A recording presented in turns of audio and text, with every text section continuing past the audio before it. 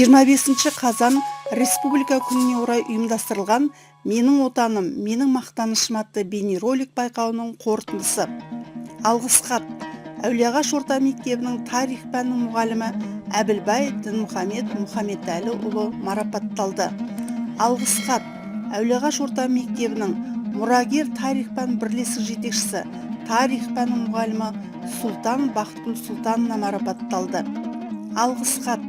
Үшарал орта мектебінің мұрагер пән бірлестік жетекшісі, тарих пәнінің мұғалімі Теңізбаева Қаламқас Молдахметқызы марапатталды. Алғыс хат. Біләл Назым орта мектебінің мирас тарих пән бірлестік жетекшісі, тарих пәнінің мұғалімі Хайруллаева Зайтуна Аутжановна марапатталды. Алғыс хат. Көктал Арасан орта мектебінің қоғамдық гуманитарлық пәндер бірлестік жетекшісі, тарих пәнінің мұғалімі Рахалиева Айжан Махатаевна марапатталды. 3-ші орын.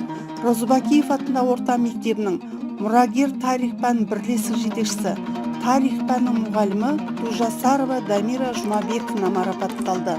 3-ші орын. Әбілқан Қасиев атындағы орта мектебінің жерұйық тарих пән бірлестік жетекшісі, тарих пәнінің мұғалімі Жапарова Гүлнұр Ерболовна марапатталды. 2-ші орын. Жамбыл атындағы орта мектебінің тарих пәнінің мұғалімі Кайрамова Альбина Ринатовна марапатталды. 1-ші орын. Бауыржан Момышұлы атындағы орта мектеп гимназиясының шежіре тарих пән бірлестік жетекшісі, тарих пәнінің мұғалімі Әуесбаева Майра Абдракимовна марапатталды.